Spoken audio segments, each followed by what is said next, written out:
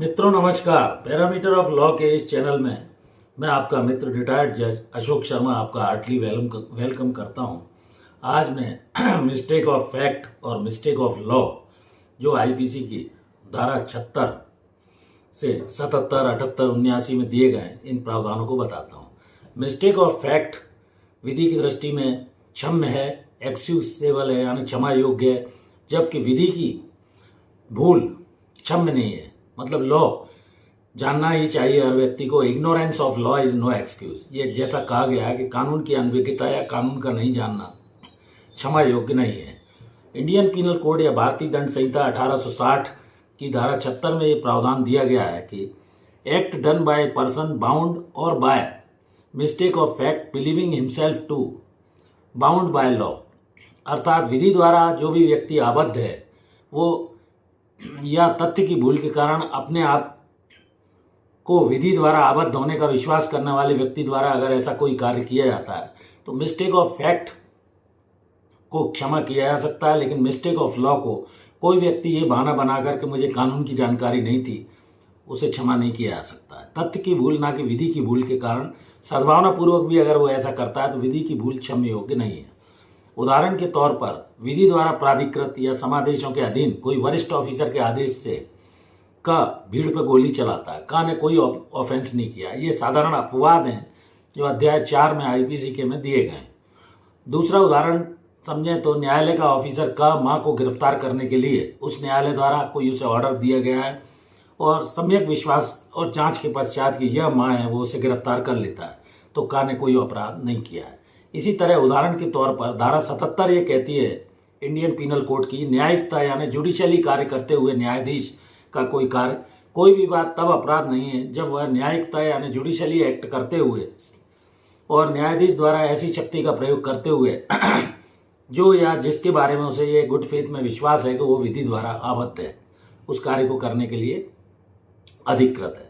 इसी तरह न्यायालय के निर्णय या आदेश के अनुसरण में कोई कार्य न्यायाधीश के द्वारा किया जाता है।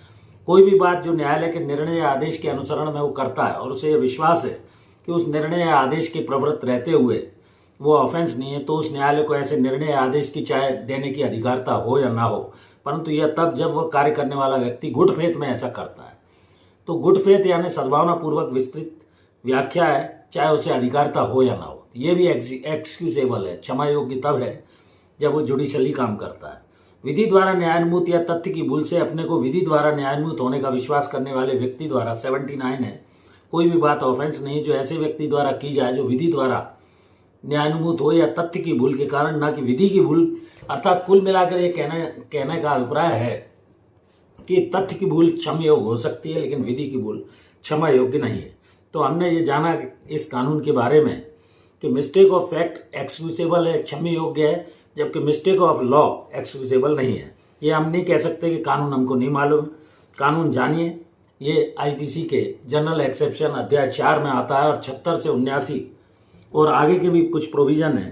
तो वरिष्ठ ऑफिसर के आदेश अगर वो भीड़ पे गोली चलाता है तो उसने कोई ऑफेंस नहीं किया है। एक्ट ऑफ ए जज एक्टिंग जुडिशियली, न्यायिकता न्यायाधीश ने सद्भावना पूर्वक ऐसा कोई कार्य किया है तो भी वो एक्सक्यूजेबल है। Accident in doing a lawful act, nothing is an offense which is done by the accident or mistake। कोई भी बात तब भी अपराध नहीं है। धारा 80 ये कहती है कि जो दुर्घटना या दुर्भाग्य से आपराधिक आशय और ज्ञान के बिना अगर विधिपूर्ण प्रकार से विधिपूर्ण साधनों द्वारा ड्यू डेलिजेंस और सावधानी ड्यू केयर के साथ की गई है। जैसे का कुल्हाड़ी से काम कर रहा है, कुल्हाड़ी का फल उसमें से निकल कर मान लिए उछट गया और निकट खड़े किसी व्यक्ति के लग गया।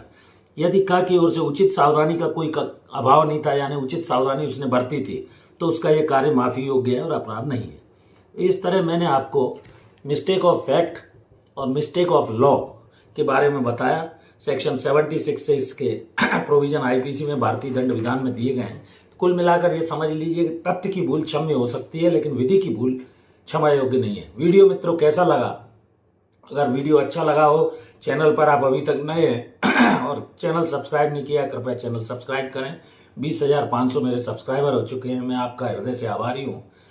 चैनल देखते रहिए, अपनी कानूनी जानकारी बढ़ाइए। और एक और अनुरोध, मेरी धर्मपत्नी श्रीमती अर्चना शर्मा का भी यूट्यूब पर एक चैनल अर्चनाज आरटी आपके नाम से, कृपया उस चैनल से भी जुड़िए। धन्यवाद।